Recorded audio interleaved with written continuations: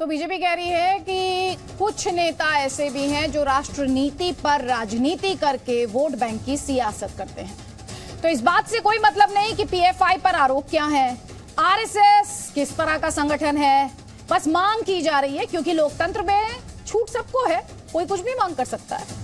क्या ये सब कुछ सिर्फ वोट बैंक के लिए हो रहा है, जैसे कि बीजेपी आरोप लगा रही है? लेकिन जैसे कि हमने शुरू में ही कहा कि हमारे लोकतंत्र में सब कुछ मुमकिन है। जब आतंकियों की पैरवी के लिए लोग आधी रात को अदालत खुलवा सकते हैं और आतंकियों के जनाजों को जलसों में बदल सकते हैं, तो फिर आप क्या उम्मीद कर सकते हैं? फिर तो यही कहा जाएगा कि कुछ भी हो सकता है। और ये जो आप इस वक्त सवाल देख रहे हैं, पीएफआई के बचाव में बयानबाजी देख रहे हैं आतंकियों की पैरवी के सामने, तो ये कुछ भी दिखाई नहीं देगी आपको। जो सवाल है आज वही है कि पीएफआई देश विरोधी तो दर्द क्यों हो रहा है, पाबंदी से आपातकाल कैसे हो सकता है, पीएफआई बैन मुस्लिम विरोधी कैसे हुआ, और पीएफआई और आरएसएस में क्या तुलना की जा सकती है? ये वो सवाल है जो हम उठाएंगे। कई खास मेहमान हमारे साथ हैं। हमारे साथ आपको बता देते हैं, अतीकुर रहमान है हमारे साथ, इस्लामिक स्कॉलर हैं। हमारे साथ मौलाना कादरी हैं, इस्लामिक स्कॉलर हैं। इसके अलावा आपको तौसीफ अहमद खान दिखाई दे रहे हैं, टीएमसी का पक्ष रखने के लिए हमारे साथ हैं। एमएस बिट्टा साहब हमारे साथ हैं। हमारे साथ मुफ्ती शमून कासमी हैं, इस्लामिक स्कॉलर हैं। और हमारे साथ मौलाना अली कादरी, जैसे कि हमने आपको बताया, यास्मीन फारूकी अब से थोड़ी देर बाद हमारे साथ जुड़ेंगी, और डीके दुबे हैं, आरएसएस विचारक हैं। आप सभी का बहुत बहुत स्वागत है। लेकिन उससे पहले हम मध्य प्रदेश सरकार में मंत्री नरोत्तम मिश्रा, उनसे थोड़ी देर पहले जी न्यूज ने बात की और हमने उनसे यही सवाल पूछा, सरकार द्वारा ये जो बड़ा कदम उठाया गया है टेरर के खिलाफ, इसे बड़े एक्शन के तौर पर देखा जा रहा है, उनकी सरकार और वो खुद एज ए मिनिस्टर इसे कैसे देखते हैं? निश्चित रूप से स्वागत योग्य कदम है ये केंद्र सरकार का, और मैं आभार और बधाई भी माननीय प्रधानमंत्री जी मोदी जी को दूंगा और गृह मंत्री माननीय अमित शाह जी को दूंगा। ये जो आतंकवाद का फन कुचलने के लिए उन्होंने ये कार्रवाई की है, ये स्वागत योग्य है। स्वागत योग्य आप इसे बता रहे हैं, लेकिन असदुद्दीन ओवैसी तो ये कह रहे हैं कि वो इसकी जो जिस तरह से काम करती थी उसके खिलाफ थे, लेकिन वो इस पाबंदी के को सही नहीं मानते हैं। उस पर आप क्या कहेंगे?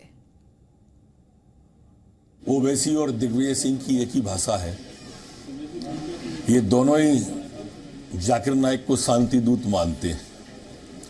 ये दोनों ही टुकड़े टुकड़े गैंग का समर्थन करते हैं अघोषित रूप से, जो जेएनयू में नारा लगाते हैं कि भारत तेरे टुकड़े होंगे इंशाअल्लाह इंशाअल्लाह।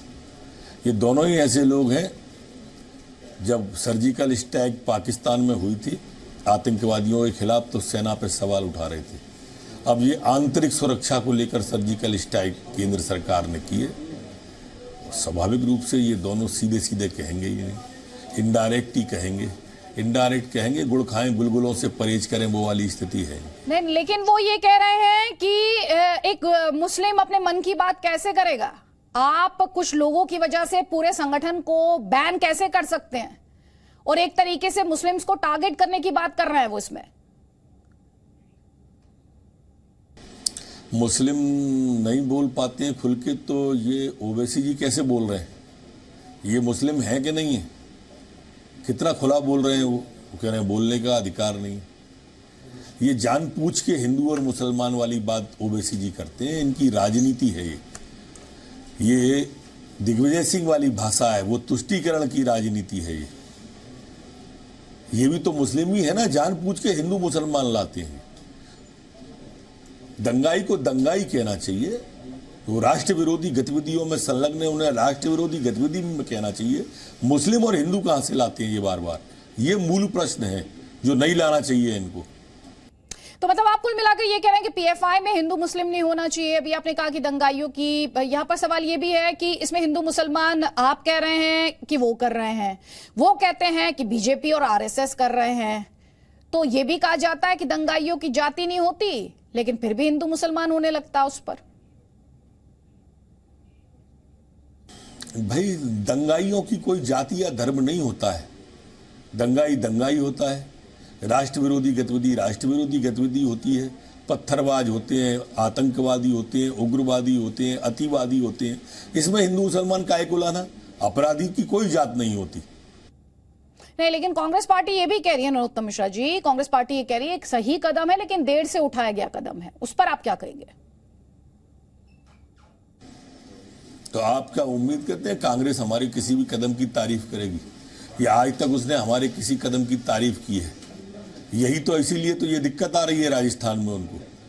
अभी तक तो एक बहाना मिल जाता था, किसी भी प्रांत में जाते थे तो ईडी का दबाव डाल रहे हैं, सीबीआई भेज रहे हैं, सीबीआई से हमारे। अब राजस्थान में तो न ईडी गई, न सीबीआई गई, न 25-25 करोड़ का ऑफर दिया और सरकार संकट में आ गई। इसीलिए आ गई कि तुष्टीकरण की राजनीति करते हैं।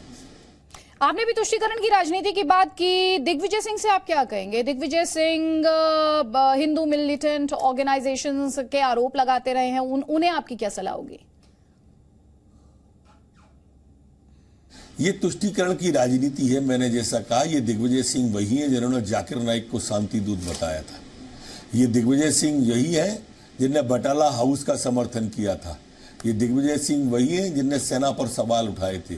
ये दिग्विजय सिंह वही है जिनने ईवीएम पर सवाल उठाए थे। ये दिग्विजय सिंह वही है जिनने वैक्सीन पर सवाल उठाए थे।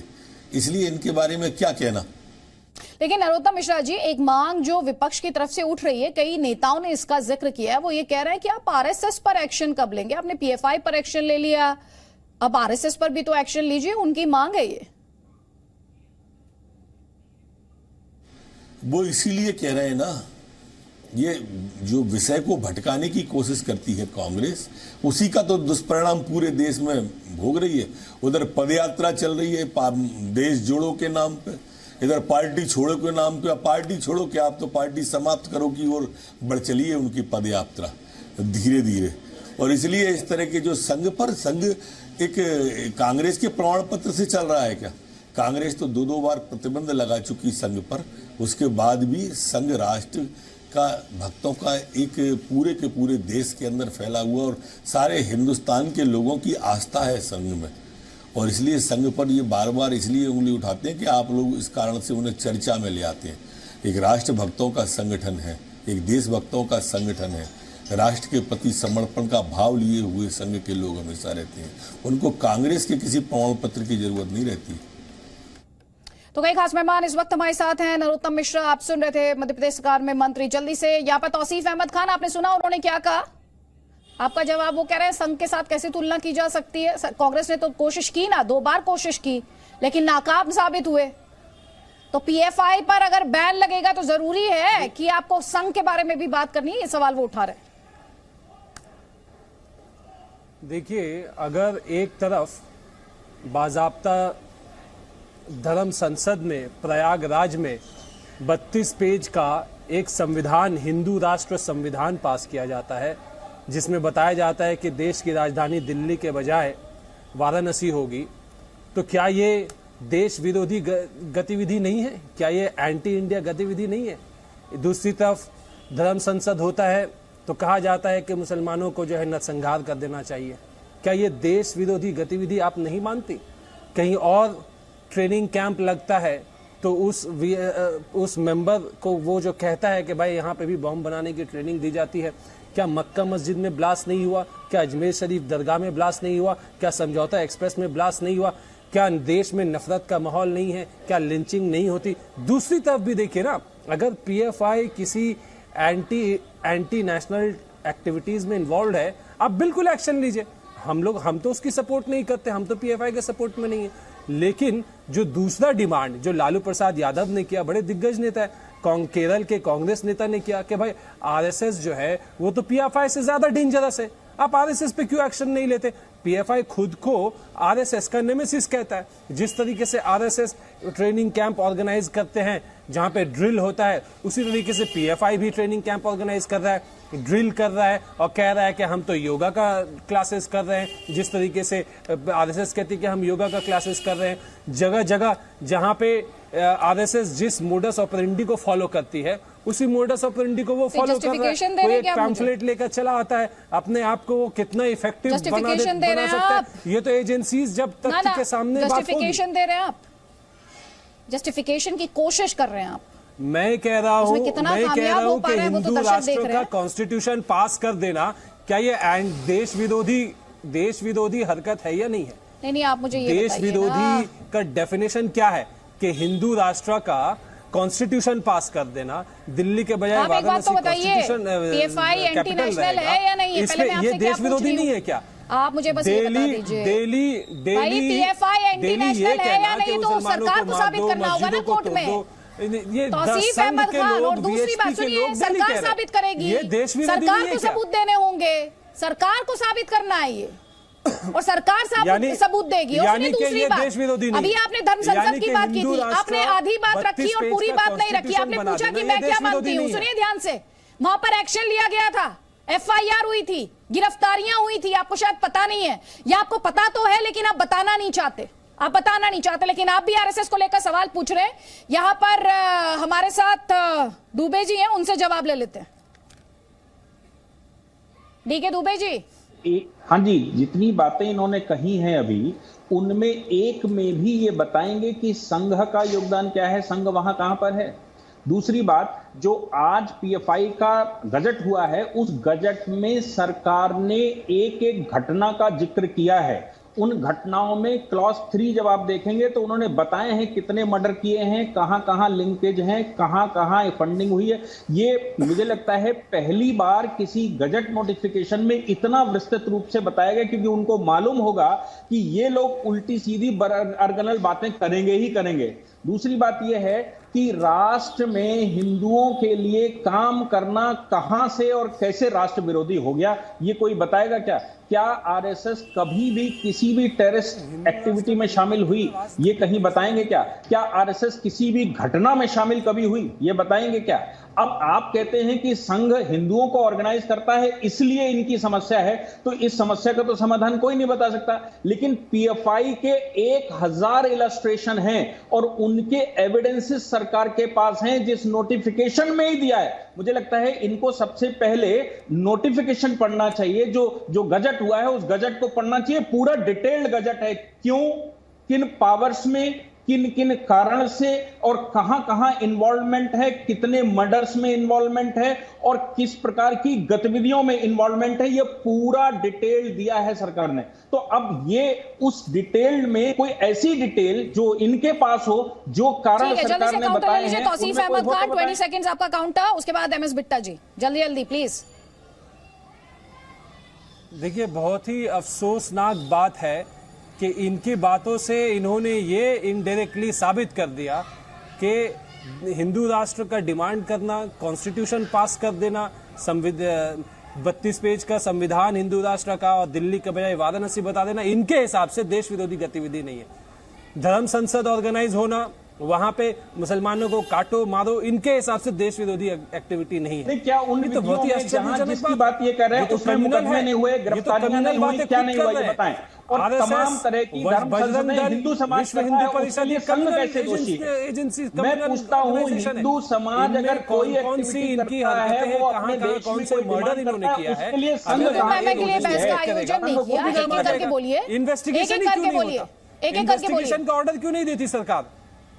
आप तो सरकार इन्वेस्टिगेशन का ऑर्डर दे तो आरएसएस कहां कहां मर्डर किया है सारा खुल के चला आएगा। बंगाल में मुकदमे लिखे हैं, कहां से पैसा का घोटाला किया है। यहां तो राम जन्मभूमि ट्रस्ट में भी घोटाला है। आप पूछिए उनसे, सरकार को बोलिए कि हाँ, इस पे आदेश दिया जाए इन्वेस्टिगेशन का, कि आरएसएस कहां पे षड्यंत्र कर रही है, कहां पे मर्डर किया है, कहां पे बम देने का ट्रेनिंग दिया है। आप बोलिए, इन्वेस्टिगेशन होगा तो सामने आएगा। नहीं, आप मुझे बताइए, राम जन्मभूमि ट्रस्ट को आप पीएफआई के इक्विवेलेंट बता रहे हैं क्या? ये आपका स्टेटमेंट है, ऑफिशियल स्टेटमेंट है टीएमसी का क्या, जो बोल रहे हैं आप? आरएसएस का बोल रहा हूं। आप तो जैसे समझ के भी ना समझ बन रहे हैं। चलिए, आप एक कमेंट लूंगी, एमएस बिट्टा साहब आपका कमेंट लूंगी। सुनिए, मैंने तूतू मैमे के लिए इस बहस का आयोजन नहीं किया है, तूतू मैमे के लिए नहीं किया है। और तौसीफ अहमद खान, जब भी कोई एग्जांपल आप दें, सुने ध्यान से, तो उस पर क्या कदम उठाया गया है कानूनी तौर पर, उस पर जरूर आपको पता होना चाहिए जब आप कोर्ट करें। तो धर्म संसद का एग्जाम्पल आपने बहुत ही अपनी कन्वीनियंस के हिसाब से यूज करने की कोशिश की। उसे अगर टोटलिटी में सबके सामने रखते तो जो सवाल पूछने की कोशिश कर रहे थे वो सवाल एग्जिस्ट नहीं करता। बिट्टा साहब, उसके बाद में एक कमेंट में यहां पर लूंगी मुफ्ती शमून कासमी का। पहले बिट्टा साहब। अरे क्या सर, क्या बोल रहे हैं आप? बोलिए, क्या बोल रहे हैं तौसीफ अहमद खान? आपने तो क्लीन चिट दे दिया कि हाँ, सुनिए, हिंदू राष्ट्र का डिमांड कोई बुरी बात नहीं है। आपने कहां से सुन लिया क्या क्लीन ये चिट? देश कहां विरोधी से सुना आपने गतिविधि नहीं है, क्लीन चिट? देश को विभाजन की आपने बात कहां हो से रही सुना है। Clean chit? देश आपको के ये कहना विभाजन कि की धर्म बात हो संसद रही का है उदाहरण कि जब आप हिंदू देते हैं राष्ट्र उस पर जो अलग लीगल बनेगा। एक्शन लिया गया ये उसकी भी क्या बात कर लीजिए। एंटी- ये आरएसएस को क्लीन चिट देना या आरएसएस को नेशनल कटघरे में खड़ा एक्टिविटी करना कहां से आ गया? उसमें आरएसएस कहां चलिए, से आ मैं जान गई? मान आपने सकता कहां हूं आरएसएस का जिक्र सुन कि लिया? बस कम्युनल इसी लेवल पर लोग- राजनीति कम्युनल करते लोग इस बात से हैं, इसी खुश लेवल होंगे पर कि राजनीति करते मुसलमानों की हैं। नरसंहार की पढ़ने बात वाले है। बच्चे ज्यादा लेकिन समझ क्या जाते वो हैं कि किस कम्युनल बात का लोग जवाब भी दिया इस जा बात रहा से, है और उसको किस सहमति कॉन्टेक्स्ट में देंगे लेना जब है। देश आप को जिस तरह की विभाजन बातें करने करें की उनका बात कोई होती है, कॉन्टेक्स्ट ही नहीं है। Constitution I am very pass sorry किया टू गया से, 32 पेज अगर आप इतनी बेसिक अंडरस्टैंडिंग नहीं रखते हैं कि आपसे ये कहा जाए कि धर्म संसद पर जो कानूनी कदम उठाए गए या जो एक्शन लिया गया उसमें आपको आरएसएस के लिए क्लीन चिट दिखाई देती है, तो फिर तो आपकी सियासत का भगवान ही मालिक, क्या एक्शन लिया गया? अल्लाह ही मालिक है। चलिए अरे क्या ठीक है, एक्शन? कोई बात कितने नहीं, लोग कोई बात। गिरफ्तार हुए? गिरफ्तारियां कितने हुई लोग थी नहीं हुई गिरफ्तार थी? हुए? गिरफ्तारियां हुई थी नहीं हुई थी? कौन से संगठन को बैन किया गया? हुई थी कि नहीं कौन हुई से थी? मुझे संगठन बस को इतना बैन बता किया गया? दीजिए। आप बताइए ना, गिरफ्तारियां कितने- हुई कितने थी लोग कि नहीं गिरफ्तार हुई हुए? थी? कौन से संगठन को अब आपको आपके आरएसएस पास के, जवाब नहीं है। वीएचपी के आप या जवाब दूसरे नहीं है। दूसरे गिरफ्तारी हुई गठबंधन थी ने कौन या से नहीं हुई संगठन थी? को मैं बैन आपसे किया सीधा गया? आप सवाल बताइए पूछ ना, रही हूँ। कौन से एक्शन लिया गिरफ्तारी गया? हुई थी कि नहीं कौन हुई से थी? एनआईए जाकर के अच्छा, कहां पे अब उन्होंने आप मुझे चला investigation एनआईए ने किया? जांच क्यों नहीं National की? वहाँ Investigative गिरफ्तारी Agencies हुई, ने ये कहाँ जनाब जाकर ये के कहना कि एनआईए ने investigation वहाँ किया है? जाकर जांच धर्म क्यों नहीं संसद की? के बहुत खिलाफ बढ़िया, बताइए। बहुत बढ़िया। आप जिस लेवल कौन पर से जाकर धर्म संसद सवालों के से भाग खिलाफ रहे हैं ना एनआईए ने सर, investigation भागिए किया? सवालों से, बताइए। अच्छी बात है। और ऐसी ही बातें करते रहिए, आपकी सियासत ऐसे ही आप एक्सपोज जो होती आप रहेगी। बिना एमएस बिट्टा बिना जी, फैक्ट आप जो अरे सफेद सुनिए, झूठ बोल देना, तौसीफ ये अहमद सही बात खान, नहीं है। मुझे सिर्फ 5 सेकंड देश के लगेंगे सामने आपको ऑडियो सफेद डाउन झूठ कराने बोल में। देना और अगर आप कि ये सोच एक्शन रहे हैं लिया कि गया, अपने क्या सवालों एक्शन का लिया जवाब गया? न देकर मुझ कौन पर से निजी एनआईए हमले जाकर करेंगे investigation और मैं किया? वक्त जाया करूंगी, बिल्कुल नहीं करूंगी। कौन आपको से जो बोलना NIA है ने रखिए अपना investigation सर्टिफिकेट किया है? संभाल कहाँ पे? आप के, बताइए। अपने पास रखिए अपना सर्टिफिकेट। एमएस बिट्टा, मैडम आप पर्सनल क्यों हो जाए? एमएस बिट्टा की आवाज, ये तौसीफ अहमद खान इकलौते गेस्ट नहीं है इस डिबेट में। इनकी आवाज पहले इनको बंद कराइए, फिर मैं बोलता हूं।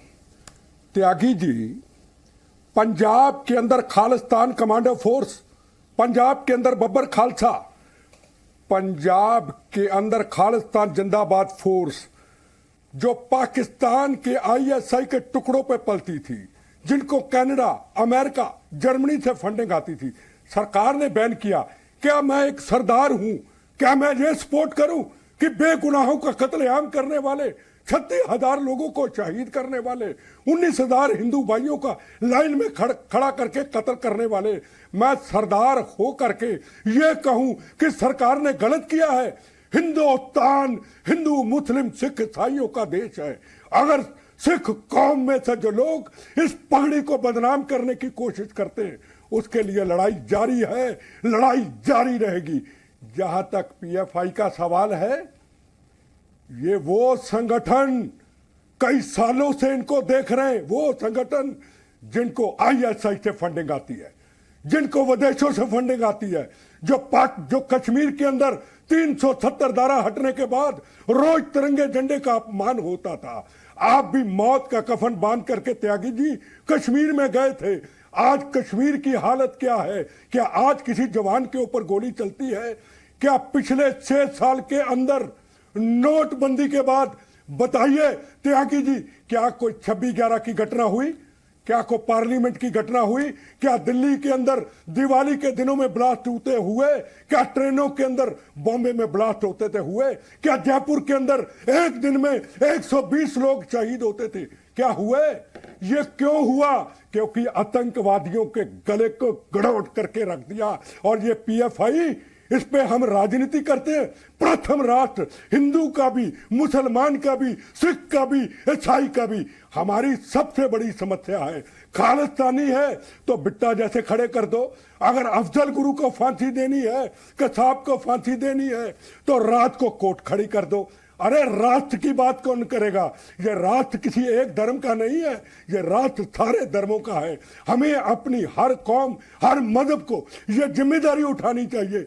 अगर देश को तोड़ने की बात करता है, अगर बम चलाने की बात करता है, अगर बहनों के सुहाग उजाड़ने की बात करता है, उनके लिए एक ही काम है, गोली मारो, आग लगाओ पंजाब की तरह और राख इनकी दरिया में फेंको। ये चंद धर्म के ठेकेदार इस हिंदुस्तान को तोड़ना चाहते हैं। ये आज का हिंदुस्तान है, ना हमारा बीजेपी से मतलब, ना किसी और से मतलब है प्रथम राष्ट्र, तेरा वैभव अमर रहे मां, हम दिन 4 रहे ना रहे। ये आज के हिंदुस्तान की कहानी है। अगर कोई आतंकवाद की वारदात 6 साल में हुई है। त्यागी जी, मैं चैलेंज करके जवाब देता हूं जो मेरे से बहस करना चाहता है। अतीकुर रहमान, जल्दी से एक कमेंट आपका लूंगी। यहाँ पर अभी आपने एक बहुत ही भावुक तरीके से एमएस बिट्टा साहब को बोलते हुए सुना, जिसमें उन्होंने एक अच्छी बात बोली कि राष्ट्र सर्वप्रथम है। ये बात कई लोगों को समझ नहीं आती है। सियासत को तो खैर कई ऐसे हैं जिन्हें समझ नहीं आती है, लेकिन कुछ ऐसे स्कॉलर्स भी हैं जिन्हें समझ नहीं आती है। वो पीएफआई में भी हिंदू मुसलमान ढूंढ रहे हैं। बिट्टा साहब के जज्बात की कदर करता हूं मैं। राष्ट्र ही सर्वप्रिय होना चाहिए। वो राष्ट्र कैसे आप बचा पाएंगे बिट्टा जी, जहां पर लोकतंत्र का गला घोटा जा रहा है। लोकतंत्र के आगे वो हिंदू राष्ट्र की बात करने वाले लोग आज सत्ता में हैं। आप इस फैक्टर को कैसे नकार सकते हैं कि वो लोग अपना 1925 से जो कोशिश करते आ रहे थे हिंदू राष्ट्र बनाने की, हमारे लोकतंत्र को खत्म करने की, हमारे संविधान को ये कहने की उन्होंने हिम्मत की थी कि ये एंटी हिंदू कॉन्स्टिट्यूशन संविधान है। आप उन लोगों पर भरोसा कर रहे हो, उनके दस्तावेजों पर भरोसा कर रहे हो, उनकी हरकतों पर भरोसा कर रहे हो। आपने बिल्कुल सही कहा कि देश का दुश्मन सबसे बड़ा वो होता है जो देश के लोकतंत्र को खतरे में डाले, देश के संविधान को खतरे में डाले, उसके तिरंगे की मान को खतरे में डाले।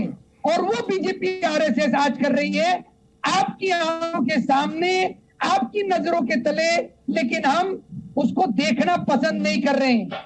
ये कौन सा पाकिस्तान काम कर रहा है हमारे देश के टुकड़े करने में? कोई समझाएगा आपके पैनल पर मुझे बिट्टा जी? आज अगर हमारा देश किसी से खतरे में है तो वो लोकतंत्र को चैलेंज करने वाले, संविधान को चैलेंज करने वाले, संविधान को ये कहने वाले कि ये एंटी हिंदू संविधान है। इसके दस्तावेज मेरे पास हैं। मैं बताता हूं, जवाब ले लीजिए एमएस बिट्टा जी। मेरी बात सुनिए, मैं बताता हूं। देखो त्यागी मैडम जी, मैं पूरे हिंदुस्तान में घूमता हूं आतंकवाद के खिलाफ, कोई किसी पॉलिटिक्स में नहीं हूं। पत्रकार कई बार मेरे से कोई ऐसे सवाल पूछते हैं जो मैं जवाब से उनसे सवाल पूछता हूं। आप मुझे पहले सरदार समझते हैं या भारतीय हिंदुस्तानी?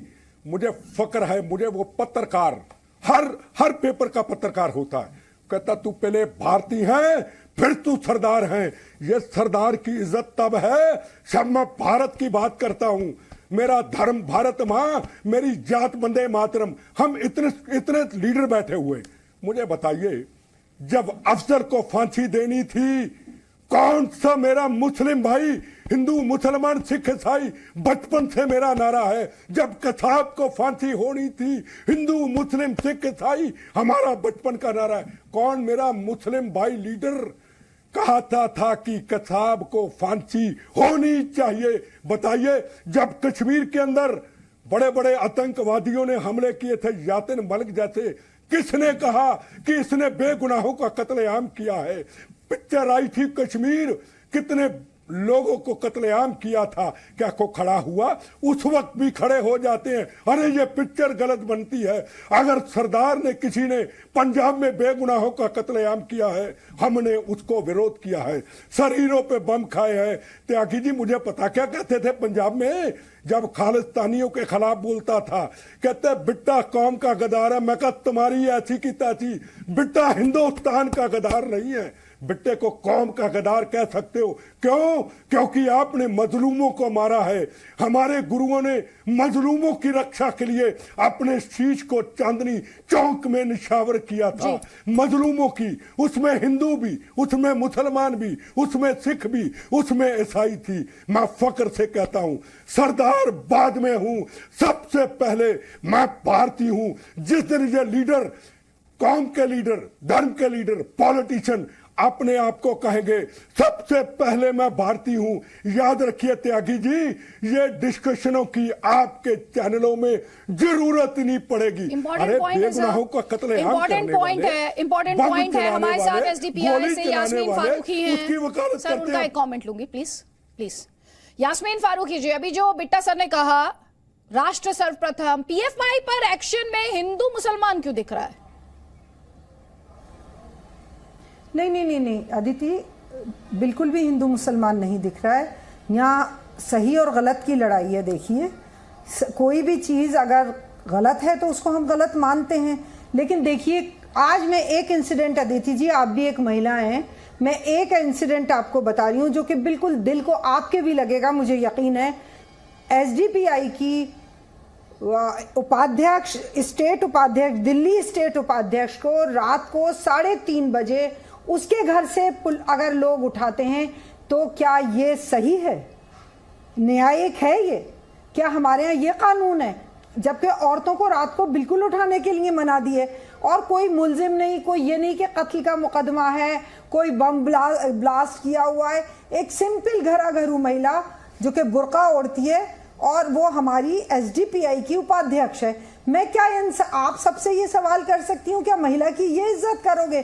3 घंटे इधर उधर भटका के और वापस घर छोड़ दिया। आप बताइए उस महिला की क्या इज्जत रह गई? आप पीएफआई को आप 10 साल से कह रहे हो बैन करना है, बैन करना है, आपको 10 खामियां नजर आ रही हैं, तो आप 10 साल में अभी तक कोई सबूत नहीं जुटा पाए। आप कोर्ट में कटघरे में खड़े होते और आप दलल्ले से कहते कि नहीं ये सबूत है हमारे पास और हम प्रूफ के साथ आए हैं। आपको पता है अभी भी आप मुकदमा चलाओगे और नागहानी लोगों को बंद कर दिया। आप साबित तो करोगे ना भाई। हम अपन आज़ाद मुल्क में रहते हैं, हमारे पास एक कॉन्स्टिट्यूशन है, हम उसमें रहते हैं। ठीक है, कोई गलत है तो उसको साबित करो। 2 साल से आपने मजलूमों को बंद कर रखा है, 30 जैसे लोगों को बंद कर दिया आपने और फिर छोड़ दिया।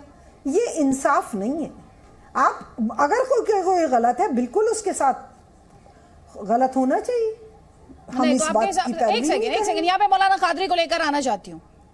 मौलाना कादरी ये कह रहे हैं सबूत तो मिले नहीं इतने दिनों में पीएफआई के खिलाफ, ये तो ये कह रही हैं।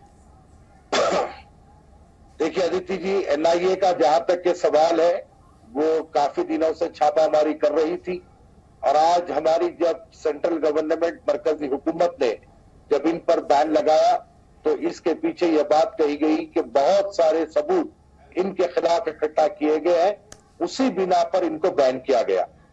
देखिए मैडम, मेरा जहां तक के ख्याल है कि हमारी जो मोहतरमा जो बैठकर यहाँ पर बात कर रही है वो अपना पक्ष रख रही है और उन्हें पूरा इख्तियार है कि वो अपना पक्ष रखे, लेकिन मैं आज जो पीएफआई पर बैन लगाया गया है जी, इस सिलसिले में मैं ये कहना चाहूंगा कि बहुत सारे मुस्लिम नौजवानों का मुस्तकबिल बच गया है, क्योंकि पीएफआई की जो गतिविधियां थी। ठीक है, मैं आपको वापस मंच दूंगी। इस वक्त प्रतिबंध के बाद पीएफआई का पहला रिएक्शन आया है। पीएफआई की तरफ से कहा गया है कि हमने संगठन को भंग किया है, भंग किया जा रहा है संगठन को, सरकार का फैसला स्वीकार है। ये हम आपको पहली प्रतिक्रिया दिखा रहे हैं पीएफआई की तरफ से बैन होने के बाद, पाबंदी लगने के बाद। ये पहला रिएक्शन है जो इस वक्त जी न्यूज आप तक पहुंचा रहा है। पीएफआई की तरफ से कहा जा रहा है कानून का पूरे तरीके से पालन करने वाला संगठन है हम, और ये बयान जो है ये पीएफआई के सचिव अब्दुल सत्तार का है। जल्दी से आपको बता देती हूँ एक बार फिर से, ये पहला रिएक्शन प्रतिबंध के बाद, पाबंदी के बाद पीएफआई का, जिसमें संगठन को भंग किया जाता है। ये कहा जा रहा है सरकार का फैसला स्वीकार है और साथ ही कानून का पालन करने वाला संगठन पीएफआई खुद को बता रहा है।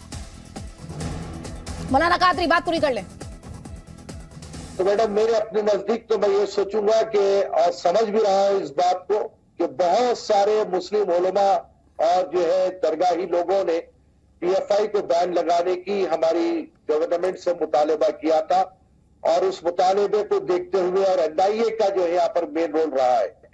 देखिए मैडम, मैं ये चाहता हूं कि अगर सिर्फ मुखालिफत का ज़हन रखकर हम बैठे तो हमारा यहाँ पर कुछ होने वाला नहीं है। जो हक़ाइक़ है उसकी बात करनी चाहिए। पीएफआई को मुसलमानों पर जुल्म कहना मेरी नजर में नादानी है। ठीक है, पीएफआई के पैदा का यह है कि तो लोकतंत्र खत्म कर दिया था अतीकुर रहमान ने तो लोकतंत्र खत्म हो गया। पीएफआई एक सोशल ऑर्गेनाइजेशन है। क्या वो मुस्लिम संगठन के नाम से थी? नहीं थी, वो तो दलित और मुसलमानों की बात कर रही थी। तो एक सोशल ऑर्गेनाइजेशन थी। उनके गतिविधियों को गलत मानते हुए सरकार ने अगर उन्हें पाबंदी लगाई है तो अभी उनके लिए कोर्ट का दरवाजा खुला है। एनआईए उनके खिलाफ में जो प्रूफ देगा।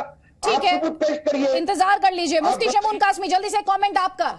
यहाँ पर अतीकुर रहमान तो ये कह रहे थे कि लोकतंत्र ही खत्म हो गया, ऐसी ताकतें आ गई हैं जो एंटी हिंदू कॉन्स्टिट्यूशन को एक्सेप्ट नहीं करती हैं। पता नहीं उन्होंने संविधान में कौन सा अमेंडमेंट देख लिया है जो बाकी लोगों ने नहीं देखा। नहीं, मैं ये बात जोड़ना चाहता हूं कि कहना चाहता हूं कि हमारा जो लोकतंत्र है यही तो हमारी खूबसूरती है कि अगर लोकतांत्रिक देश के अंदर कोई ऐसी गतिविधियां होती हैं जो संदिग्ध होती हैं और सरकार की एजेंसियां उसमें सबूत उन्हें मिलते हैं तो उन्हें प्रतिबंधित किया गया। तो प्रतिबंधित करने का मतलब ये नहीं है कि आपको शहर बदर कर दिया या मुल्क बदर कर दिया। आपके सामने हमारी जो न्यायिक व्यवस्था है वो पूरी दुनिया में निष्पक्ष और बहुत इज्जत की नजर से देखी जाती है। और अगर कोई भी मामला होता है, हमने ये देखा, आज नहीं प्राचीन काल से हम देखते आ रहे हैं, जब से हमारा देश आजाद हुआ है, कि प्रधानमंत्री के खिलाफ भी जाकर के कोर्ट में हम खड़े हो जाते हैं। और यहां तक कि प्रधानमंत्री का भी, यानी श्रीमती इंदिरा गांधी का जो वो नियुक्त हुई थी, उनका चुनाव भी रद्द हुआ था। तो ये हमारी कितनी खूबसूरत हमारी न्यायिक व्यवस्था है। मगर मैं एक बात ये कहना चाहता हूं अदिति जी कि ये देश हमने सबने मिलकर आजाद कराया और आज भी इसकी जो प्रणाली है वो इतनी खूबसूरत है कि हम आज अपनी सरकार स्वयं बनाते हैं। प्रधानमंत्री श्री नरेंद्र मोदी जी ने कई बार ये बात कही है कि हम 1200 साल से गुलाम थे। मैंने भी उसके ऊपर रिसर्च करके ये बात कही कि भाई यकीनी तौर से हम भारतीयों की सरकार तो अब है, हम आज चला रहे हैं, आज हमारा अपनी प्रणाली है। उससे पहले जो लोग यहां थे या तो अंग्रेजों के एजेंट थे या वो जो मुगल थे उनके एजेंट थे। आज सीधे सरकार चलाने वाले हम भारतीय हैं और हमारा डीएनए एक है। सरसंचालक मोहन भागवत जी कई बार ये बात कह चुके हैं। और अभी मैं पीएफआई पर फोकस करना चाहती हूँ। जल्दी से कमेंट यहाँ पर यास्मीन फारूकी, आपका जल्दी प्लीज। यास्मीन फारूकी और उसके बाद बिट्टा सर लगातार हाथ उठा रहे हैं। यास्मीन फारूकी पहले। अदिति मैंने आपको एक सवाल किया था अदिति के कल मैंने आपको भी कटघरे में यहाँ खड़ा किया है। अदिति जी आप भी महिला हैं, किस कानून के तहत इस मुल्क में 3:30 बजे सुबह एक महिला को उठाया गया और क्यों उठाया गया? मेरा एक सवाल है, इसका कोई भी जवाब नहीं दे रहा है मुझे। नहीं मैम, तो आप ये बताएं कि क्योंकि एक सेकेंड आप मुझसे सवाल पूछ रही है ना, तो अपनी ना तो आप इन्वेस्टिगेटिंग एजेंसी, एक सेकेंड सर, ना तो आप इन्वेस्टिगेटिंग एजेंसी चलाती है मैम, ना मैं उस एजेंसी को ओन करती हूँ, ना मैं उसे हेड करती हूँ। क्या आप जो बात उठा रही है ना? नहीं मैम, सुनिए मेरी बात, मैं बता देती हूँ आपको। मैं कॉन्स्टिट्यूशन में यकीन रखती हूँ, उसके आधारित कानूनों में यकीन रखती हूँ, और मुझे यह भी पता है अगर कोई उन कानूनों को फ्लाउट करेगा, यास्मीन मैम आपके केस में, मेरे केस में या किसी और के केस में, मेरे पास अदालतों के दरवाजे हमेशा खुले हुए हैं। मेरे पास मेरे राइट्स हैं और अदालतें बैठी हैं उन राइट्स को प्रोटेक्ट करने के लिए। अदालतें बैठी हैं उन राइट्स को प्रोटेक्ट करने के लिए। मैं ये आपको बहुत क्लियर कर दूं, कानून के मुताबिक जो भी काम ना करे, आप ध्यान से सुन लीजिए मैडम, कानून के मुताबिक जो भी काम ना हो वो गलत है। इस देश में कानून सर्वोपरि है, कॉन्स्टिट्यूशन पर आधारित कानून, उसके ऊपर ना तो कोई अदिति त्यागी है, ना कोई यास्मीन फारूकी है, ना PFI. As simple as that. मुझे इससे ज्यादा, मुझे लग रहा है मैंने आपके सवाल का जवाब उतने ही कैटेगोरिकली दे दिया जितना कि किसी भी इंडियन को देना चाहिए। एमएस बिट्टा जी, बस मेरा दिल चाहता था कोई ये कहे कि एमएस बिट्टा जी को रात को कानूनन गलत है उठाना। मैम जिस कानून की मुझे जानकारी नहीं है, जिस कानून की मुझे जानकारी नहीं, जिस इन्वेस्टिगेशन का मैं हिस्सा नहीं, मैं उस इन्वेस्टिगेशन पर कमेंट नहीं कर सकती, उस इंसिडेंट पर कमेंट नहीं कर सकती, क्योंकि मेरे रिपोर्टर ने ये नहीं बताया मुझे। और जहां मैं बैठी हूं, जिस कुर्सी पर बैठी हूं, उस प्लेटफॉर्म की एक जिम्मेदारी है और उस जिम्मेदारी का एहसास और उसे निभाना मेरा दायित्व है। Thank you. एमएस बिट्टा जी।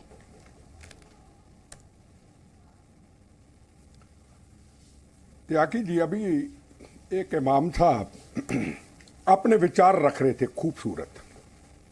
अब इनको क्या कहूं, इनको बाद में कहूंगा। ये मुसलमान है, सबसे पहले ये भारतीय है, मैं नहीं जानता ये कौन है। और मेरी बड़ी बहन मेरी मां की तरह बार बार एक चीज को रिपीट कर रहे हैं। इनको सवाल पूछना चाहता हूं, जब कसाब और अफजल को फांसी हुई थी उस वक्त आप कहां थे? क्या आपने ये कहा था यह हिंदुस्तान के संविधान पार्लियामेंट के ऊपर हमला किया था? क्या हिंदुस्तान का वो इकोनॉमिक स्टेट बॉम्बे के ऊपर हमला किया था? क्या आपने विरोध किया था? क्या आपके उस वक्त विचार किए क्या थे? या कश्मीर के अंदर हमारे जवानों को बेगुनाह लोगों को चुन चुन के मारा गया। क्या उस वक्त आवाज उठाई थी? ह्यूमन राइट का मतलब क्या है? आज ह्यूमन राइट बन गए बेगुनाहों के कातलों के लिए, मजलूमों को मारने के लिए, बहनों के सुहागों को उजाड़ने के लिए। क्या कोई शहीद परिवार, क्या कोई जवान, क्या रास्ते में कोई जाता हुआ शहीद हो जाता है? क्या इसके लिए पीएफआई खड़ी हुई? क्या इसके लिए ह्यूमन राइट खड़ा हुआ? आज हिंदुस्तान को जो लोग धर्मशाला बनाने की कोशिश करते, हम पूरे हिंदुस्तान में उनको वार्निंग देते, ये आज का हिंदुस्तान है। कोई बांग्लादेश से आ जाए, कोई पाकिस्तान से आ जाए, कोई नेपाल से आ जाए, कोई लंका से आ जाए, यह हिंदुस्तान धर्मशाला नहीं है। यह हिंदुस्तान हिंदू मुस्लिम सिख ईसाइयों का, और वो हिंदुस्तान अब्दुल हमीद जब पाकिस्तान के साथ जंग थी, अपने शरीर पे बम बांध करके पाकिस्तान के 7 टैंक तबाह कर दिए थे। ये हिंदुस्तान अब्दुल कलाम का हिंदुस्तान, जिसको अटल बिहारी वाजपेयी जी ने, एक मुस्लिम लीडर, एक साइंटिस्ट, एक हिंदुस्तानी और एक युवाओं के नेता, बच्चों के नेता, वो था अब्दुल कलाम, जिसके आगे सिर हम आज भी झुकाते हैं। हमें एक ऐसा भारतीय बनना है। अगर आतंकवादियों की मदद करने वाले, देश को तोड़ने वाले, बहनों के सुहाग उजाड़ने वाले, खून की नदियां चलाने वाले, बम चलाने वालों के लिए हमने खड़ा होके उत्साहित करना है, तो देश को धर्मशाला किसी सूरत में हम बनने नहीं देंगे।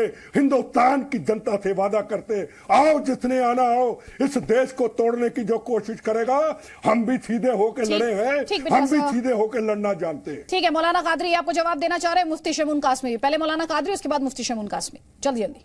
देखिए अदिति जी, हमारे बिट्टा साहब बहुत अच्छी बात कर रहे हैं, लेकिन बिट्टा साहब को जो है सारों के लिए बात करनी चाहिए, हिंदू मुस्लिम सिख ईसाई।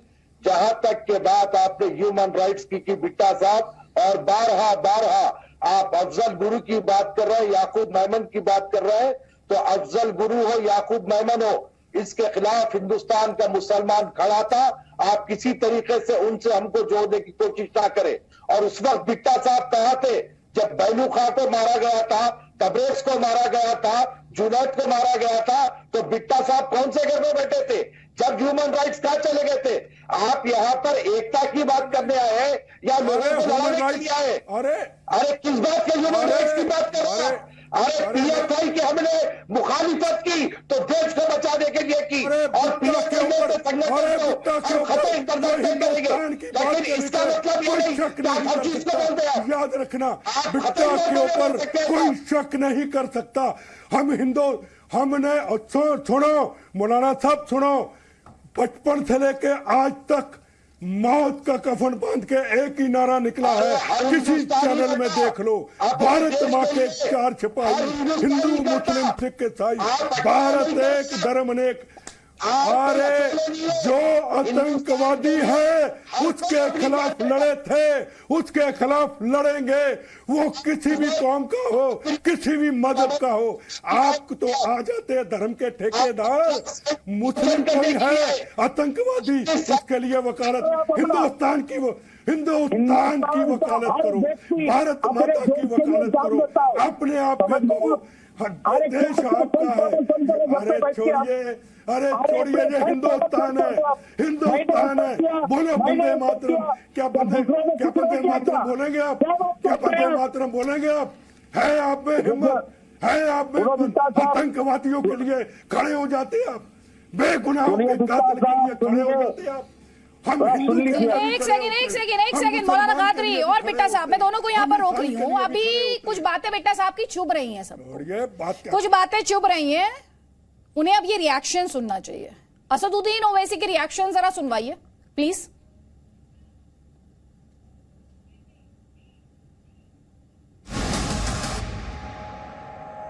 पीएफआई की जो ये रेडिकल एक्सट्रीम अप्रोच है, उसका हमेशा मैं अपोज किया हूं और करता रहूंगा, चाहे कोई रेडिकल एक्सट्रीम अप्रोच अडॉप्ट करेगा। मगर ये बैन इसलिए हम सपोर्ट नहीं कर सकते क्योंकि चंद इंडिविजुअल अगर कोई क्राइम करते हैं, उस बिना पर अगर आप ऑर्गेनाइजेशन को बैन करेंगे, सुप्रीम कोर्ट ने क्या कहा कि mere association with an organization is not enough to convict someone. ये जो ड्रैकोनियन बैन जो लगाया गया है, ये मुस्तकबिल के लिए एक डेंजरस चीज़ है, क्योंकि आप ये कहना चाहेंगे कोई भी मुसलमान अपनी दिल में जो बात है, जहन में बात है, वो ना करे।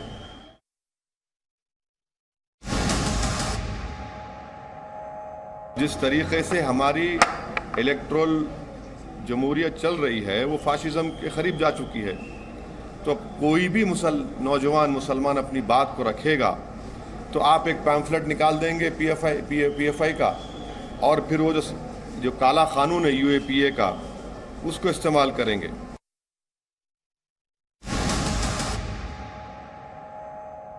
राइट विंग हो, मिडिल विंग हो, सेंटर विंग हो, कोई विंग हो, जो भी रेडिकलाइजेशन और एक्सट्रीमिज्म की तरफ किसी को लेकर जाता है उसको अपोज करने की ज़रूरत है। और अगर आप ये कह रहे हैं कि रेडिकलाइजेशन सिर्फ एक तरफ हो रहा है, नहीं, रेडिकलाइजेशन हर तरफ हो रहा है। ये वो सियासत है जिसे लेकर अभी आप देख रहे थे, सुन रहे थे, बिट्टा साहब को नाराजगी थी और जिस पर आपने मौलाना कादरी को भी काफी गुस्से में देखा। जल्दी से कमेंट यहां पर मुफ्ती शमून कासमी आपका, उसके बाद अतीकुर रहमान, जल्दी जल्दी प्लीज।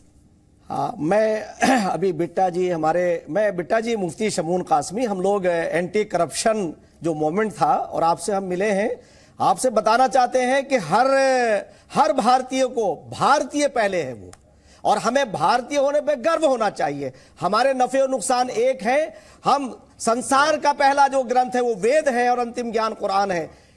गुरु ग्रंथ यानी हमारे जो गुरु जो सबके लिए सम्मानीय हैं, अव्वल अल्लाह नूर उपाय कुदरत के सब बंदे, एक ही नूर से सब जग उपजे कौन भले कौन बंदे।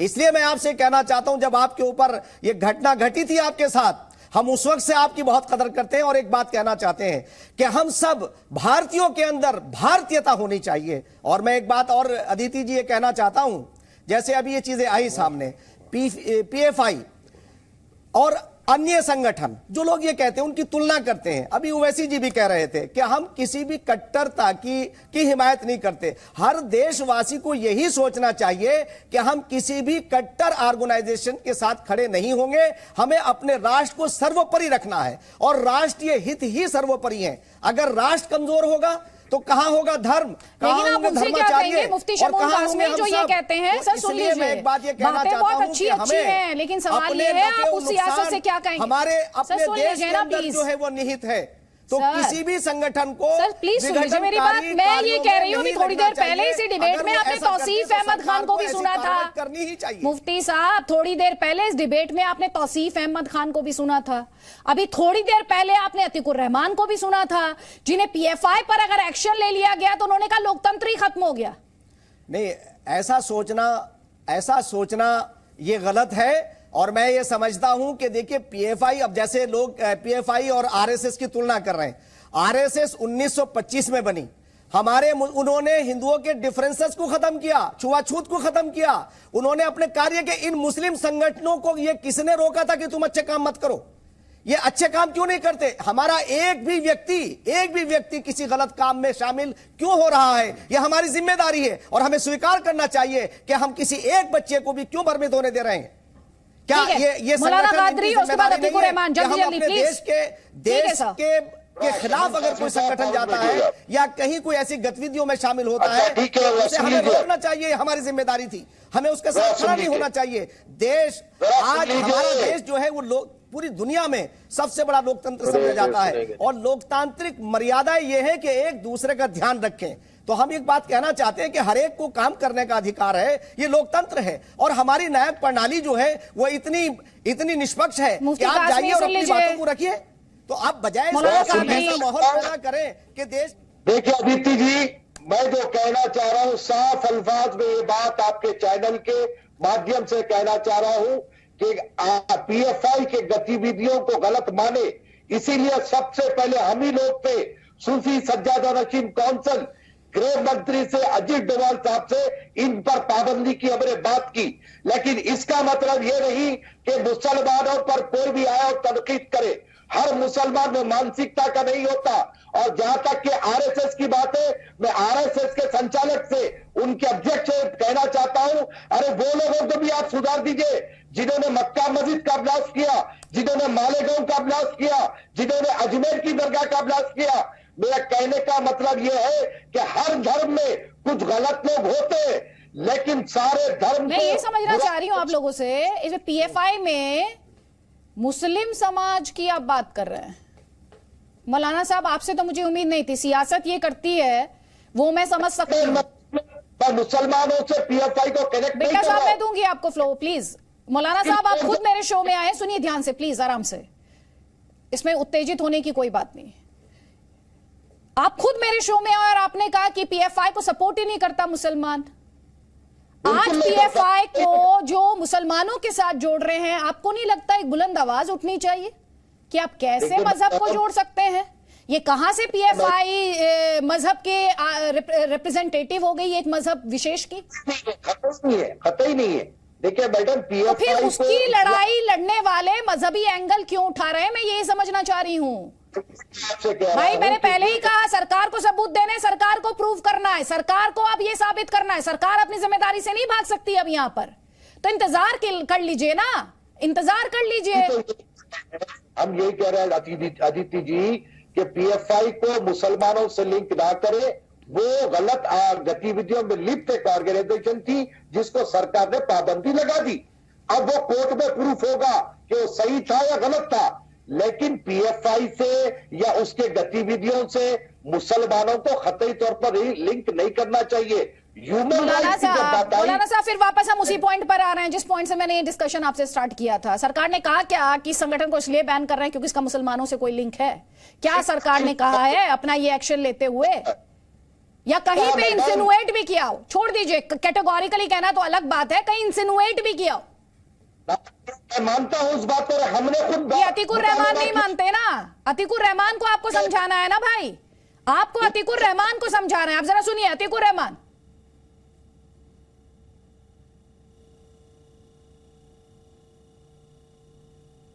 आपने खुद को म्यूट किया हुआ है, अपनी आवाज आपने खुद बंद कर ली है, उसको खोल लीजिए।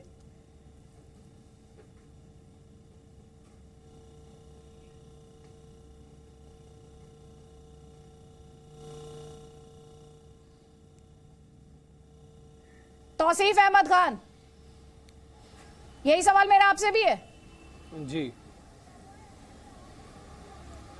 जी सवाल को जरा दोहरा दें। भाई सरकार ने कब कहा कि एक्शन इसलिए लिया क्योंकि ये मुस्लिम संगठन है? कहा सरकार ने मुस्लिमों से कोई कनेक्शन है, ये कहा सरकार ने? सरकार ऐसा, अरे सरकार ऐसा कहेगी क्या ना? तो आप तो कह ही रहे हैं। सरकार ऐसा कोई नहीं, सरकार ऐसा कहेगी नहीं। सरकार की हरकतें ऐसी होती है। आप ये बताइए कि अगर anti terror, anti India activities हम मानते हैं कि कहीं पे कोई कह रहा है कि रेडिकलाइज कर रहा है मुस्लिम यूथ को, तो वो एंटी इंडिया एक्टिविटीज है, मैं मानता हूं, और उनके खिलाफ एक्शन लेना सही है, मैं ये भी मानता हूं। लेकिन कहीं पे कोई हिंदुओं को भी तो रेडिकलाइज कर रहा है, क्या वो एंटी इंडिया एक्टिविटीज नहीं है? आखिर ये जो आज हम देखते हैं, धर्म संसद होता है, जगह जगह पे लिंचिंग होता है और खुलेआम नारे लगा दिए जाते हैं, चाहे वो हिंदू राष्ट्र का हो या नरसंहार, मुस्लिम नरसंहार का हो, ये भी तो एक रेडिकल थॉट का प्रोडक्शन है। ये जो रेडिकलाइज किया जा रहा है, ये तो सब जगह रेडिकलाइज हो रहा है। ऐसा तो नहीं है कि सिर्फ एक ही कम्युनिटी में रेडिकलाइज किया जा रहा है, दूसरी कम्युनिटी भी तो रेडिकलाइज कर रही है। और पीएफआई को ऑक्सीजन कहां से मिलता था? पीएफआई जब भी कोई पब्लिक प्रोग्राम करती थी, वो हवाला दिया करती थी कि देखो सुल्ली बाई ऐप हो गया, देखो ये धर्म संसद हो गया, देखो हिंदू राष्ट्र बनाने का दावा हो गया। वो तो यहीं से ऑक्सीजन वो लेते थी। रेडिकलाइज किया जा रहा है, उसका रूट कॉज क्या हो गया? तो अगर एनआईए एजेंसी है, वो एक तरफ ध्यान दे रही है, तो उसे ध्यान दूसरी तरफ भी देना चाहिए। यही बात लालू प्रसाद यादव भी बोल रहे हैं, यही बात केरल के कांग्रेस नेता भी कह रहे हैं। सुनिए, आप वकील हैं ना भाई? एंटी सुनिए ना सर, एक्टिविटीज को सरकार तो बायस्ड है। आपने कहा सरकार बायस्ड है, मान लिया सरकार बायस्ड है, बिल्कुल मान लिया। लेकिन आप सियासत नहीं, आप सही मायने में इस देश का भला करना चाहते हैं, तो आप वकील हैं, तो क्या दूसरा रास्ता आपके पास है? दूसरा रास्ता क्या है?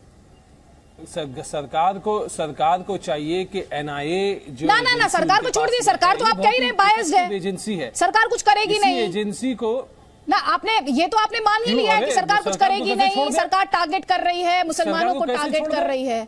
मैं क्या कह रही हूँ, दूसरा विकल्प क्या है? मेरे पास सबूत है, मैं जाके अदालत का दरवाजा खटखटा दूं, कोई और विकल्प प्रेशर बनवाऊं, या तो सुनिए ना, मैं आप राजनीति से ऊपर बात कर रहे हैं ना, मैं आपको राजनीति से ऊपर वाले कदम के बारे में मैं आपसे सवाल पूछ रही हूं। दे दे, अगर वो संविधान के दायरे में सरकार को नहीं चला सकती है तो उसे हट जाना चाहिए। हाँ ठीक है सर, उसे हट जाना चाहिए, ये आप आरोप लगा रहे हैं सरकार पर, ये आपका आरोप है, लेकिन ये आरोप नहीं रहेगा अगर आप अदालत में चले जाएंगे। सुनिए ध्यान से, ये आरोप नहीं रहेगा अगर आप अदालत में चले जाएंगे और अदालत में फटकार लग जाएगी, तब ये आरोप नहीं रहेगा, तब सरकार दबाव में आ जाएगी और फिर जिस पे प्रतिबंध लगवाना हो आप उस पर लगवा लीजिएगा। अच्छा, हम ना जिस पे प्रतिबंध लगवाना हो उस पर लगवा लीजिएगा। करेंगे आप ऐसा? दे करके सरकार बनाती है मैडम, देश की जनता वोट दे करके सरकार चुनती है, वो इसलिए कि सरकार दुर्नीति करे और फिर जनता जो है कोर्ट के चक्कर काटते रहे, इसलिए भाई जनता अपना जवाब से वोट से देगी। भाई आपका तो आप तो कह रहे हैं जिद भी मेरी पट भी मेरी। भाई आपके पास दो ही विकल्प है, या तो आप कोर्ट चले जाएं, सरकार को फटकार लगवाएं, सरकार पर प्रेशर बनवाएं, पाबंदी लगवाएं। भाई सिमी का केस याद है ना आपको? सिमी पर पाबंदी किसने अपहोल्ड की थी फाइनली? सिमी पर जो बैन लगा था उसे फाइनली किसने अपहोल्ड किया था? तौसीफ अहमद खान। फैक्ट्स पर बात। दो ही विकल्प है, या तो आप जनता की अदालत में आप जीते हैं जनता की अदालत में और आप आकर पाबंदी लगा दें, या दूसरा आप अदालत में चले जाएं। अब आप ना कोर्ट में जाना चाह रहे हैं ना जनता की अदालत में, और आप यहाँ बैठकर सिर्फ बातें करेंगे सर, और फिर कहेंगे कि नहीं सरकार को ये करना चाहिए। लोकतंत्र है, आप आरोप भी लगाएंगे और सरकार को ये करना चाहिए ही बताएंगे, तो अदालत में जाइए ना सर। देश का सवाल है ना, देश का सवाल है, और जनता जो चुनती है ना, ध्रुवीकरण के लिए भी नहीं चुनती, तुष्टीकरण के लिए भी चुनती नहीं, किसी के तुष्टीकरण के लिए नहीं चुनती। आप बातें वो करिए जिनमें सोल्यूशन हो। तुष्टीकरण तो बीजेपी सोल्यूशन हो जिनमें। किसका तुष्टीकरण? हाँ दुर्गा विसर्जन, ना दुर्गा विसर्जन को लेकर किसकी सरकार को फटकार लगी थी? दुर्गा विसर्जन के टाइम के बदलने को लेकर किसकी सरकार को फटकार लगी थी? बहुत लंबी लिस्ट है। तौसीफ अहमद खान तुष्टीकरण की भी, वो मीडिया का तुष्टीकरण की भी। अच्छा, अब अदालत को भी क्वेश्चन कर रहे हैं, अब अदालत को भी क्वेश्चन कर रहे हैं, अब अदालत को क्वेश्चन कर रहे हैं। ठीक है, कोई बात नहीं। अब आप तथ्यों से दूर भागेंगे तो फिर मैं आपको टाइम नहीं दे पाऊंगी। अतीकुर रहमान, कोई बात नहीं, आपके पास एक भी सवाल का जवाब नहीं था, और मैं चाहती हूँ जनता इस बात को नोट करे।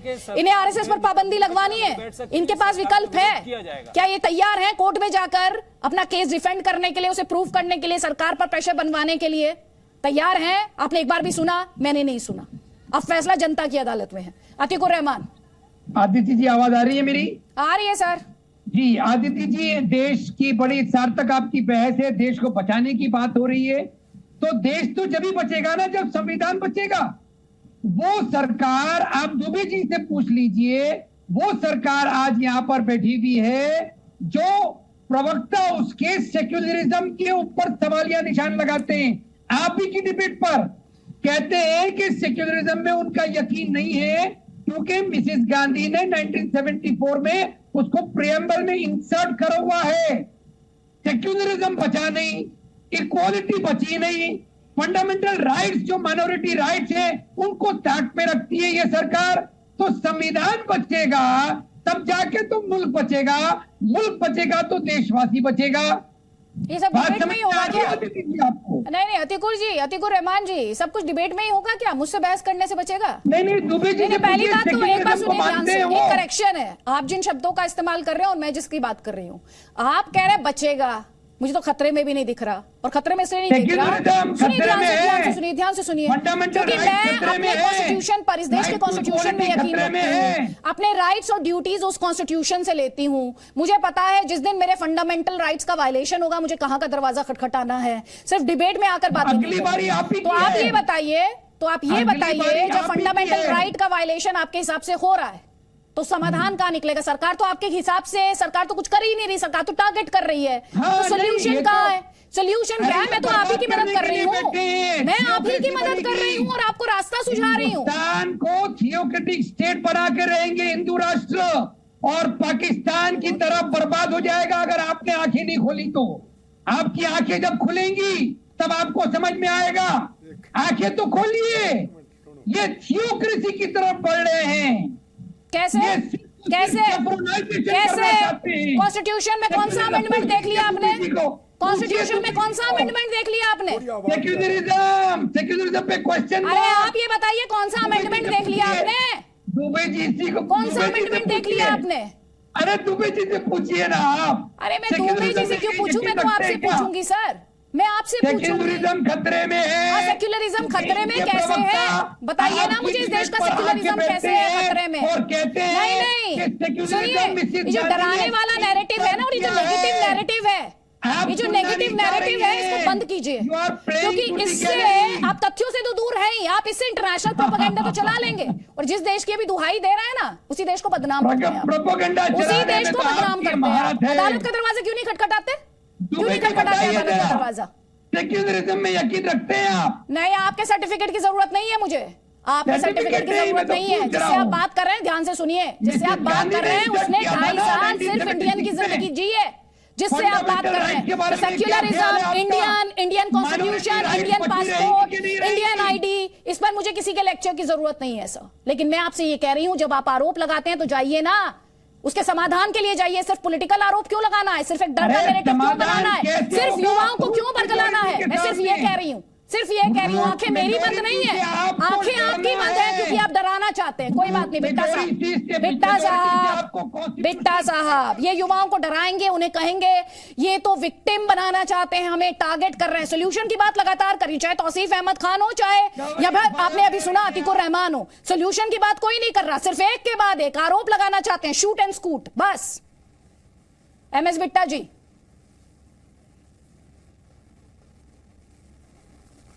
देखो, मैं रहमान साहब की बातें सुन रहा था, सारी बातें कही इन्होंने। रहमान साहब, आपने एक बहुत गलत बात कही, हिंदुस्तान बर्बाद हो जाएगा। अरे हिंदुस्तान को बर्बाद करने वाले की ऐसी की तैसी, जब पंजाब में कहते थे ना आतंकवादी खालिस्तानी गोलियां बम चला के खालिस्तान बनाएंगे, डट के कहा था बम शरीरों पे खा के। खालिस्तान ना कभी बना था ना कभी बनेगा, बनेगा तो गंदी हनेरी की तरह बिट्टे के जख्मी शरीर लाशों पे गुजर जाएगा। हिंदुस्तान कभी बर्बाद ना हुआ था ना कभी होगा। ये लफ्जों को वापस लीजिए, अपने विचारों को रखिए, अपने जज्बातों को रखिए। होश गंवा रहे हैं आप बिट्टा जी, को बर्बाद। अरे आज हिंदुस्तान बर्बाद की बात करते हैं, होश में आइए, इनके षड्यंत्र से बचिए, संविधान को बचाइए, सेक्युलरिज्म को बचाइए, फंडामेंटल राइट्स को बचाइए। अरे क्या बचाइए? ये मौलाना साहब देखिए, आंखें खोलिए, आंखें खोलिए, आंखें। ये रेटरिक में नहीं पढ़िए आप जोश में बात कर रहे हैं। होश कहाँ है आपके? भारती कहिए, आपके होश कहाँ है? भारती, आपके होश उड़ा दिए गए। आप जोश में बात कर रहे हैं, जोश में आके संविधान को नहीं बचा सकते आप। आपको संविधान को बचाने के लिए, रक्षा के लिए आपको सुप्रीम कोर्ट को बचाना पड़ेगा, अदालतों को बचाना पड़ेगी, सोशल ऑर्गेनाइजेशन को बचाना पड़ेगा, एनजीओ को बचाना पड़ेगा। करने वाले को एनजीओ को बीजेपी बंद कर चुकी है, सोशल ऑर्गेनाइजेशन को बीजेपी ने ताले लगा दिए। एक सेकंड, अदालतों को बचाना पड़ेगा, अदालतें भी खतरे में है क्या? एक सेकंड रुकिएगा बिट्टा साहब, बिट्टा साहब एक सेकंड रुक जाइए सर, एक सेकंड बिट्टा साहब, एक सेकंड रुक जाइए जरा सा। अतीकुर रहमान, अदालतें भी मुश्किल में, कॉन्स्टिट्यूशन भी मुश्किल में, बचा क्या है? अरे मीडिया मुश्किल में आ गई है। कोई बात नहीं, बस आप ही सेफ है भाई, आप ही सेफ है। पिलर ऑफ डेमोक्रेसी को आपने बेच डाला, ध्यान से सुनिए। पिलर ऑफ डेमोक्रेसी उसको खरीद लिया बीजेपी RSS ने। सबसे बड़ी दुख की बात ना मीडिया तो तब सबसे सेफ था जब इमरजेंसी लगी थी, ना मीडिया तो तब सबसे सेफ था जब इमरजेंसी लगी थी, तब तो स्वर्णिम काल था मीडिया का। और सुनिए ध्यान से, मैं जिस प्लेटफॉर्म पर बैठी हूं उसके लिए बोल सकती हूँ, आप हमारी चिंता मत कीजिए। हमारा दायित्व जो देश के प्रति है हमें वो निभाना आता है, ठीक है? आप डराते रहिए, ऐसे ही नकारात्मक बातें करते रहिए, और हम आपके इस डर के आगे और इस नकारात्मक राजनीति को ऐसे ही एक्सपोज करते रहेंगे। जो विक्टिम नैरेटिव है, जो युवाओं को बरगलाने का आप काम करते हैं, इसीलिए मैं आपको प्रोग्राम में बुलाती हूँ, इसीलिए बुलाती हूँ, ताकि आपकी इन बातों को तथ्यों का आईना दिखाकर एक्सपोज कर सकूं। और वही कोशिश रहती है, इसीलिए आपको बुलाया जाता है, क्योंकि लोकतंत्र में मल्टीपल व्यू पॉइंट है ना, इसीलिए बुलाते हैं। आप पर निजी हमले नहीं करती। थैंक यू सो मच आप सभी मेहमानों का।